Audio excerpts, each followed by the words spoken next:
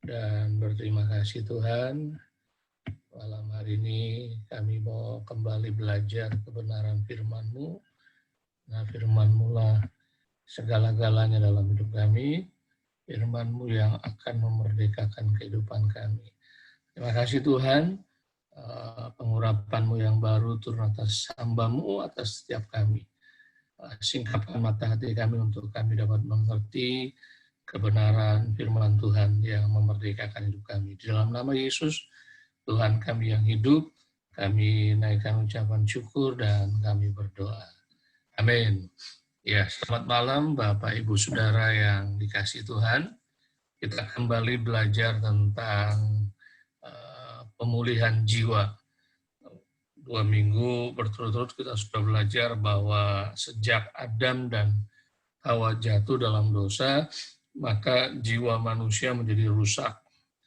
Walaupun mereka sudah percaya kepada Yesus, mereka lahir baru, dan mereka menjadi ciptaan yang baru, roh mereka yang sudah menjadi ciptaan baru, sedangkan jiwa mengalami proses pemulihan yang terus-menerus dan berlangsung sepanjang umur kehidupan kita. Itu pun kalau kita concern, itu pun kalau kita fokus, itu pun kalau kita memperhatikan pemulihan-pemulihan jiwa kita. Tetapi kalau kita tidak fokus terhadap pemulihan jiwa kita, maka sepanjang umur hidup kita, jiwa kita masih mengalami kerusakan-kerusakan yang tidak mengalami pemulihan dari Tuhan. Bukan berarti Tuhan tidak mau memulihkan kita, Tuhan memberikan tanggung jawab kepada kita, dan Tuhan memberikan tools-nya, kuasanya, yaitu firman Tuhan, untuk kita bisa mengalami pemulihan dalam jiwa kita. Tapi ini menjadi bagian kita, ini menjadi tanggung jawab kita. Itu sebabnya kita belajar mulai dari sekarang, kita mesti fokus terhadap pemulihan jiwa kita ya. Nah, kita harus belajar mengenali tanda-tanda yang terjadi di dalam jiwa kita yang perlu mengalami pemulihan. Jadi kita bisa lihat dari kehidupan kita sehari-hari, apakah jiwa kita dalam bidang yang ini perlu mengalami pemulihan. Nah, itu sebabnya kita perlu fokus kepada apa yang Tuhan mau kerjakan di dalam kehidupan kita. Nah, saudara, kita baca dulu Roma 12 ayat yang kedua. Roma 12 ayat yang kedua. Janganlah kamu menjadi serupa dengan dunia ini, tetapi berubahlah oleh pembaharuan budimu, sehingga kamu dapat membedakan manakah kehendak Allah, apa yang baik, yang berkenan kepada Allah, dan yang sempurna. Nah, Rasul Paulus beritahu kepada jemaat di Roma, dan tentunya juga kepada kita malam hari ini, supaya kita tidak menjadi serupa dengan dunia. Nah, ternyata keserupaan dengan dunia itu dimulai dari pikiran. Nah, jadi kalau pikiran kita serupa dengan dunia, maka perbuatan-perbuatan kita juga akan jadi serupa dengan dunia. Nah, itu sebabnya Rasul Paulus memberikan jalan keluar. Kalau kita tidak mau menjadi serupa dengan dunia, maka kita harus mengalami pembaharuan. Kita harus mengalami pemulihan demi pemulihan di akal budi. Ini berbicara tentang pikiran. Nah, orang yang mengalami pemulihan jiwa, pemulihan pikiran, maka dia akan dapat membedakan kehendak Allah, apa yang baik, yang berkenan kepada Allah, dan yang sempurna. Jadi kehendak Allah itu ada levelnya, ada tingkatnya, baik, ada yang berkenan lebih tinggi lagi, dan ada yang sempurna. Nah, apakah jiwa kita yang di dalamnya ada pikiran, di dalamnya ada perasaan, di dalamnya ada kehendak atau keinginan, serupa agak dengan dunia? Nah, untuk kita bisa mendeteksi apakah pikiran kita, perasaan kita, kehendak kita serupa dengan dunia, maka saudara kita harus introspeksi diri. Nah, ini pekerjaan yang paling sulit menurut saya, dibanding kita mengkoreksi orang lain, dibanding kita menilai orang lain. lebih sulit kita menilai diri sendiri. Kenapa? Karena untuk menilai diri sendiri sebetulnya kita perlu orang lain. Karena kalau kita nilai diri sendiri dengan tidak sungguh-sungguh, maka kita menilai diri kita baik. Makanya kalau ada orang tanya, apa kabar? Pasti jawabnya baik. Jarang orang jawabnya, waduh saya kurang baik nih. Selalu, ya walaupun ada positive thinking katanya, lalu ada perkataan iman ketika ditanya bagaimana kabarnya, luar biasa. Gitu. Nah seringkali itu menutupi kita untuk mengintrospeksi diri. Nah malam hari ini saya mengajak saudara untuk kita belajar mengintrospeksi diri dalam soal pikiran, perasaan, dan kehendak. Nah apakah yang saya pikirkan sesuai dengan firman Tuhan enggak? Nah, ini bicara tentang pikiran. Karena sulit untuk kita menaklukkan pikiran, karena pikiran kita begitu dalam. Ini belum bicara tentang pikiran yang di bawah sadar, di alam sadar, alam bawah sadar, alam tak sadar. Artinya ada pikiran-pikiran yang muncul tiba-tiba. Tapi kita bisa deteksi, kita bisa introspeksi dengan pertanyaan, apakah yang saya pikirkan sesuai dengan firman Tuhan enggak? Nah, kalau yang kita pikirkan tidak sesuai dengan firman Tuhan, makanya kita harus mengalami pemulihan, kita harus berubah. Misalnya contoh kalau saya memikirkan ketakutan, nah kita mesti tanya, apakah ketakutan itu sesuai dengan firman Tuhan enggak? Nah, kalau enggak, kita mesti langsung tolak. Kita mesti langsung keluar, kita mesti langsung change, buang pikiran itu. Nah, misalnya contoh, kalau kita sedang memikirkan kelemahan-kelemahan orang lain. Nah, kita mesti tanya, yang saya pikirkan ini sesuai dengan firman Tuhan enggak? Nah, seringkali, saudara, kita terlena dengan apa yang kita pikirkan, walaupun apa yang kita pikirkan itu sebetulnya tidak sesuai dengan firman Tuhan. Kenapa? Karena kita menikmati apa yang kita pikirkan. Kita mulai merenungkan, memikirkan. Padahal itu tidak sesuai dengan firman Tuhan. Jadi, saudara, ajukan pertanyaan ini. Setiap kali ada pikiran yang muncul, ajukan pertanyaan, apakah yang saya pikirkan saat ini, sekarang ini sesuai dengan firman Tuhan tidak?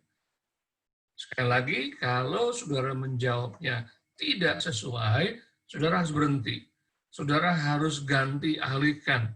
Nah, kalau saudara nggak alihkan, memikirkan hal-hal yang benar, maka pikiran yang salah itu, pikiran yang negatif itu, pikiran yang bertentangan dengan firman Tuhan itu akan kembali lagi ke dalam pikiran kita.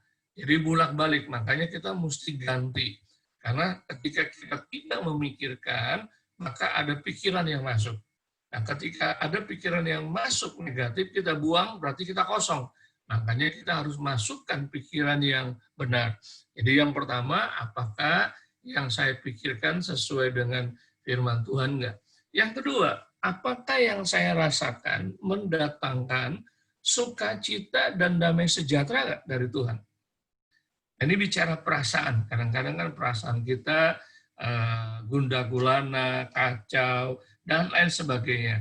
Nah, kita mesti tanya ini di diri kita, apakah yang saya rasakan ini membuat saya bersukacita enggak? Atau membuat saya jadi marah, membuat saya jadi kecewa, membuat saya jadi jengkel, dan tidak mendatangkan damai sejahtera, makanya kita mesti change. Kenapa? Karena kalau tidak, saudara, maka kita akan dikendalikan oleh perasaan kita. Nah, sekali lagi, saudara, perasaan kita itu sekali lagi perlu mengalami pemulihan. Karena banyak hal-hal yang kita bawa dari sejak kecil sampai sekarang. Nanti di lain kesempatan kita akan bahas itu. Yang ketiga, saudara, apakah yang saya kehendaki, apakah yang saya inginkan, sesuai nggak dengan kehendak Tuhan? Nah, kalau tidak sesuai dengan kehendak Tuhan, ngapain? Keinginan itu terus dikembangkan dan akhirnya kita lakukan. Misalnya contoh ya, saudara dikecewakan oleh seseorang. Lalu saudara mulai memikirkan orang tersebut. dan saudara mulai memikirkan kata-katanya, saudara mulai memikirkan wajahnya yang mengecewakan saudara. Tanpa sadar, pikiran itu mempengaruhi perasaan saudara. Perasaan saudara menjadi marah, jadi kesel, benci, lalu ada keinginan untuk apa? Untuk balas dendam. Satu saat saya akan balas dendam. Nah, saudara mulai cek dengan pertanyaan-pertanyaan ini, introspeksi diri. Apakah yang saya kehendaki, apakah yang saya inginkan ini sesuai dengan kehendak Tuhan? Kalau tidak, stop. Nah ini dia. Ini dia yang perlu kita gunakan hak bebas yang Tuhan berikan kepada kita, yaitu memilih untuk meneruskan atau berhenti memikirkan, merasakan, menginginkan hal-hal yang di luar kehendak Tuhan. Jadi yang cara pertama atau langkah pertama untuk mendeteksi tanda-tanda apakah jiwa kita harus mengalami pemulihan, maka yang pertama kita harus introspeksi diri. Lanjut saudara, apakah kita reaktif ketika BOS mengganggu kita? Nah, kita sudah belajar apa itu BOS, apa itu BOS. BOS itu pemicu. Ingat, BOS itu pemicu bukan penyebab. B itu barang, O itu orang, S itu situasi. Dan kita tidak pernah bisa mengatasi BOS. Yang kita bisa atasi adalah respon kita, pilihan kita, tanggapan kita. Nah, apakah ketika BOS itu mengganggu kita, terjadi dalam hidup kita, kita berespon atau bereaksi? Karena ada perbedaan antara respon dan reaksi. Nah, saya akan jelaskan sebentar. Tapi saya akan kembali, saudara. BOS itu tidak diundang, pasti datang. Tidak diharapkan, pasti muncul. Kenapa? Karena BOS itu ada di sekitar kita dan dekat dengan kita. Barang bisa menjadi pemicu untuk kita menjadi marah. Orang juga bisa menjadi pemicu untuk kita menjadi kesel, jengkel. Situasi juga bisa membuat kita, perasaan kita jadi sedih, jadi down, putus asa, putus harapan. Dan itu terjadi kapan saja, saudara. BOS ini. Tapi, saudara, orang yang jiwanya terus mengalami pemulihan, dia belajar dengan hikmat Tuhan, ketika BOS itu datang, dia berespon, bukan bereaksi. Nah, kita lihat, saudara. Reaksi atau reaktif adalah tindakan yang dikendalikan oleh emosi kita, reaksi.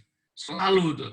Kalau kita bereaksi, maka tindakan kita akan dikendalikan oleh emosi kita. Dan bukan akan, bahkan sudah dimulai ketika kita bertindak. Dan hasilnya selalu negatif. Hasilnya selalu negatif. Jadi reaktif atau reaksi. Reaktif adalah tindakan yang dikendalikan oleh emosi kita. Jadi ketika barang jadi pemicu, misalnya barang yang kita sayangi rusak, nah apakah kita berespon atau bereaksi? Nah, ketika kita bereaksi, kita menjadi sedih, kita menjadi marah, kita menjadi kecewa. Dan ujung-ujungnya pasti hasilnya negatif. Nah, kalau respon adalah tindakan yang dikendalikan oleh logika. Apa itu logika? Akal yang sehat. Jadi respon adalah tindakan yang dikendalikan oleh logika, akal yang sehat. Nah, hasilnya lebih positif. Hasilnya lebih positif. Misalnya, saudara ini, dulu saya sering gagal, tapi puji Tuhan, terus mengalami pemulihan. Dulu saya kalau di jalanan lebih banyak bereaktif daripada berespon. Misalnya kalau ada orang yang mengganggu perjalanan kita dengan tin, nah biasanya saya langsung bereaksi itu. Ada emosi yang keluar dari tindakan saya, menyertai tindakan saya. Saya nggak berpikir pakai logika. Kadang-kadang pernah beberapa kali saya mau ribut di tengah jalan. Nah, saya nggak pakai akal sehat tuh. Kan kalau orang pakai akal sehat, ngapain ribut di tengah jalan? Apa untungnya? Ini kan pakai akal sehat. Nah, lalu nanti kalau dilihat orang bagaimana? Kalau dilihat orang kenal bagaimana? Dan lain sebagainya. Kita lebih cepat bereaktif. Nah, ini tentu pasti ada latar belakangnya ya. Lagi ke depannya kita akan belajar cari tahu latar belakang yang melatar belakangi kita, kenapa kita lebih cepat bereaksi daripada berespon. Selalu ada pendahulunya, selalu ada asal usulnya yang membuat kita bisa atau emosi. Nah, kita perlu belajar berespon. Jadi kita mulai mikir pakai akal sehat. Kalau saya balas, apa untungnya ya? Nah, kita mulai buat perhitungan. Jadi pakai akal sehat. Nah, orang yang pakai akal sehat pasti dia akan berespon dengan benar, nah hasilnya lebih positif.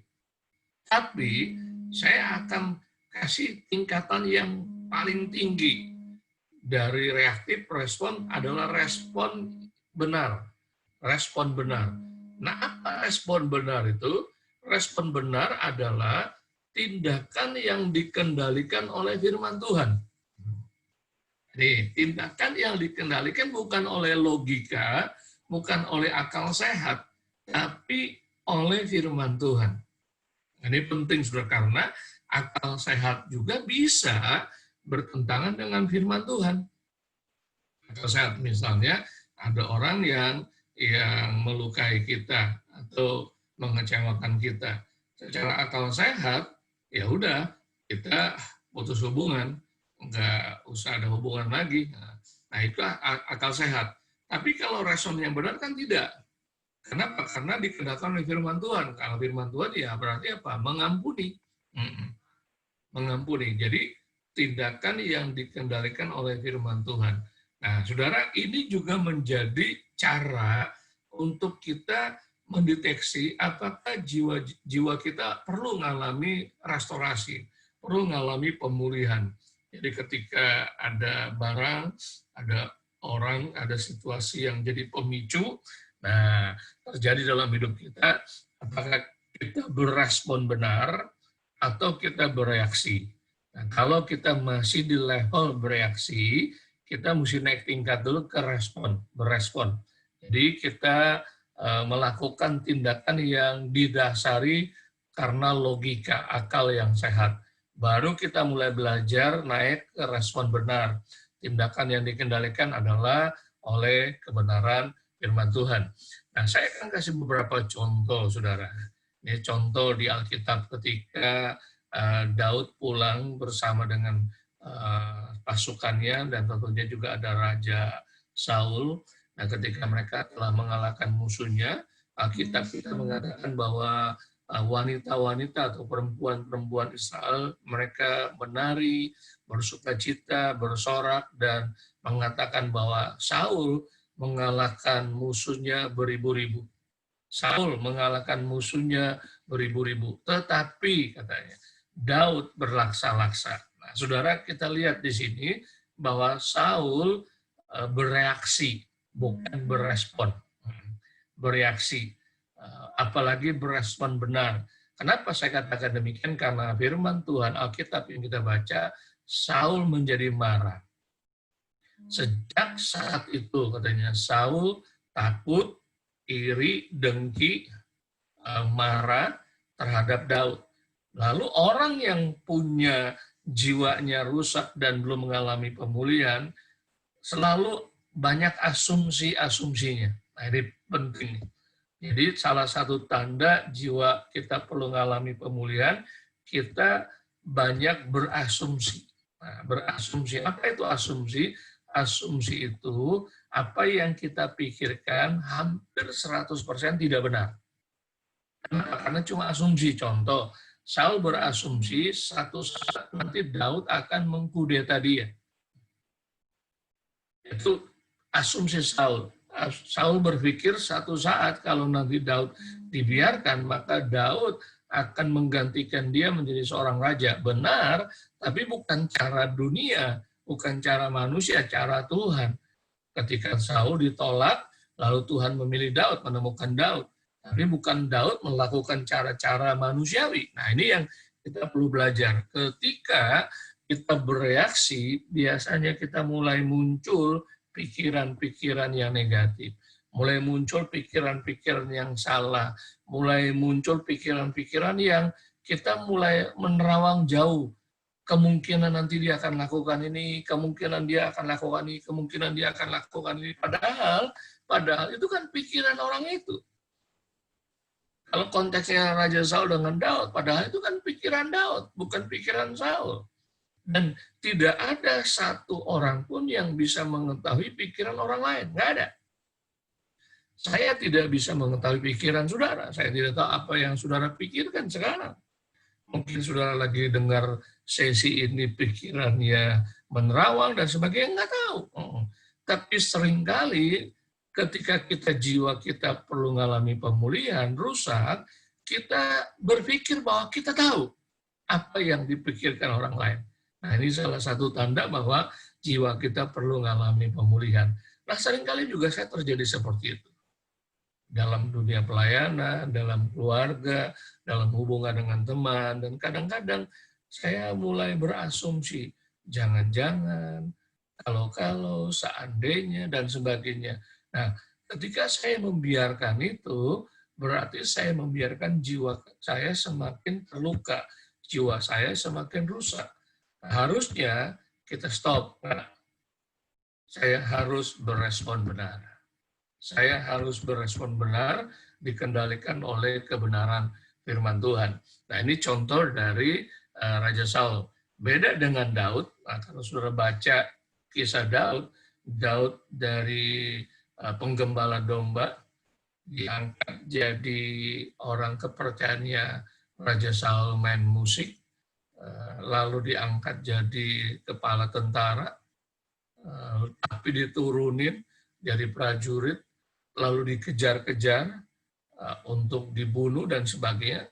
Tapi kita belajar dari kehidupan Daud. Daud belajar berespon benar. Dia tidak bereaksi. 2 kali dia dapat kesempatan untuk balas dendam kepada Raja Saul.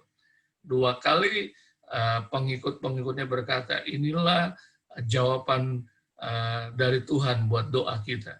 Musuhmu sudah diserahkan ke dalam tanganmu. Jadi izinkan saya bunuh dia tersebut. Tapi dari pengakuan Daud berkata, tidak boleh mengusik orang yang diurapi oleh Tuhan. Jadi Daud berespon benar. Dia tetap menghormati Saul sebagai pemimpinnya. Walaupun pemimpinnya salah. Kenapa, saudara? Karena Daud bertindak bukan berdasarkan emosinya, bukan berdasarkan akal logikanya yang sehat, tapi berdasarkan firman Tuhan. Nah, ini penting untuk kita belajar dari teladan Daud. Nah, yang kedua, saudara, kita belajar dari kisah Yusuf. Ketika dia dijual, dimasukkan ke sumur oleh saudara-saudaranya, dijual oleh saudara-saudaranya, lalu di rumah Potifar difitnah dan masuk ke penjara, lalu diabaikan dan sebagainya sampai dia dilantik menjadi orang kedua di Mesir, pendamping Raja Firaun, dan sampai dia memimpin dan sebagainya. Kita lihat, saudara, kisah-kisah hidupnya ada bos-bos, ada barang, ada orang, ada situasi yang terjadi dalam hidupnya. Tapi dia belajar untuk tidak mempersalahkan orang, situasi, dan barang tersebut. Dia belajar berespon dengan benar. Nah, saudara, ini penting bagi kita. Karena kalau kita terus-menerus mengizinkan jiwa kita tidak mengalami pemulihan, minggu lalu kita sudah belajar bahwa jiwa kita menjadi pintu masuk.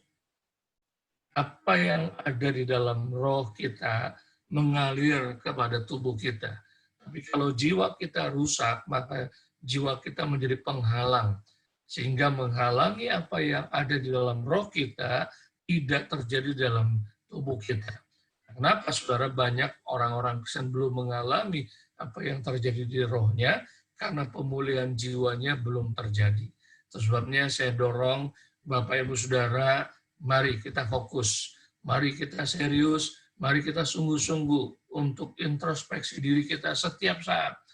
Kita cek apakah pikiran kita, apakah perasaan kita, apakah keinginan kita sesuai dengan firman Tuhan atau tidak.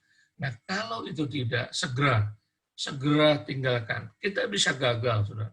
Kita bisa gagal. Nggak apa-apa, kita bisa gagal. Tapi yang menentukan kita bangkit bukan karena kegagalan kita, tapi setelah kita gagal, apakah kita buat keputusan, saya mau bangkit. Nah, saya akan tutup dengan satu ayat yang saya sendiri masih belajar ayat ini. Saya sendiri masih belajar praktekkan.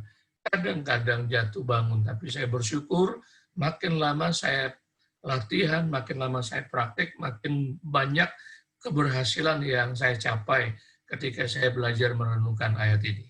Saya mau ajak saudara baca ayat ini bersama-sama ya. 2, 3. Jadi akhirnya, saudara-saudara, semua yang benar, semua yang mulia, semua yang adil, semua yang suci, semua yang manis, semua yang sedap didengar, semua yang disebut kebajikan, dan patut dipuji, pikirkanlah semuanya itu. Rasul Paulus tulis surat di Filipi 4 ayat ke-8 dikatakan kita sebagai saudara-saudara dalam Tuhan, kita harus memikirkan ini, ada patokannya. Yang benar, yang mulia, yang adil, yang suci, yang manis, yang sedap didengar, yang disebut kebajikan dan patut dipuji, itu saja yang kita pikirkan.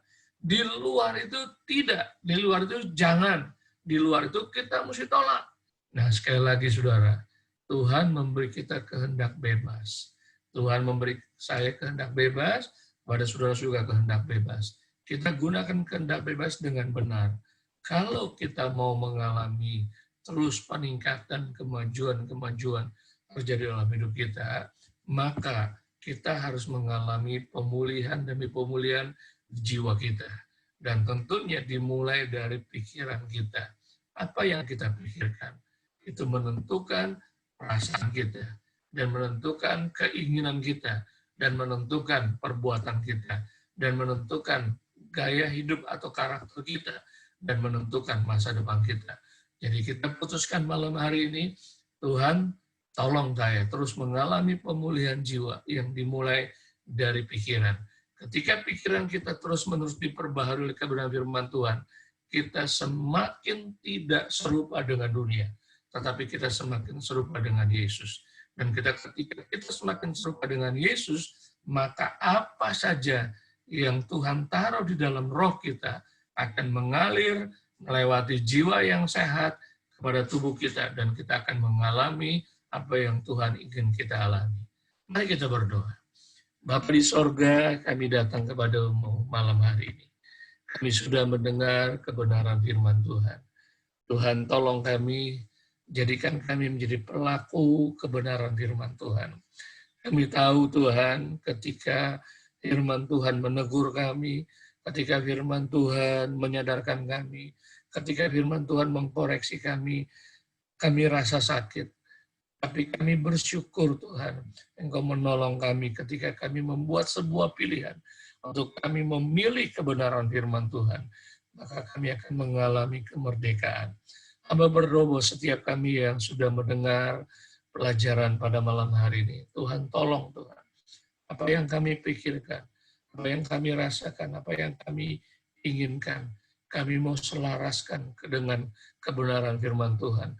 Sehingga hubungan kami dengan Tuhan dipulihkan, hubungan kami dengan orang lain dipulihkan, dengan pasangan hidup dipulihkan, dengan orang tua dipulihkan, dengan orang lain dipulihkan, dengan saudara seiman dipulihkan. Terima kasih Bapa, di dalam nama Yesus Tuhan kami yang hidup, kami naikkan ucapan syukur, dan kami berdoa. Kita yang percaya berkata, amin. Nah, sebelum kita masuk doa syafaat,